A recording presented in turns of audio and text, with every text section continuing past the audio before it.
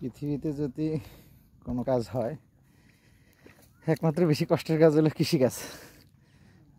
এটা আমাদের এবছর শুধু খাবারের জন্য আফগানিসা গাছ হয়েছে বলতে এখানে আছে, এটার মাথায় আছে, এটার বীজ দান, এটা উঠে ফেললে এটা রোয়া দিয়ে লাগবে। আর ওই পাশের যেটা চওয়া ওইটা আমাদের, এর পরের যেটা একটু পানি দেখেন ওইটা আমাদের। আর বাকি সম্পদ আর যা আছে এগুলো তো বাইরে চাষাবাদ করে। আর এখানে ইঞ্জিনিয়ার কোম্পানির কোনো খানা নাই। দেশ গ্রামে আসবা এসি গাড়িতে এসে মানে দান দিবা, এটা হলো কাজ।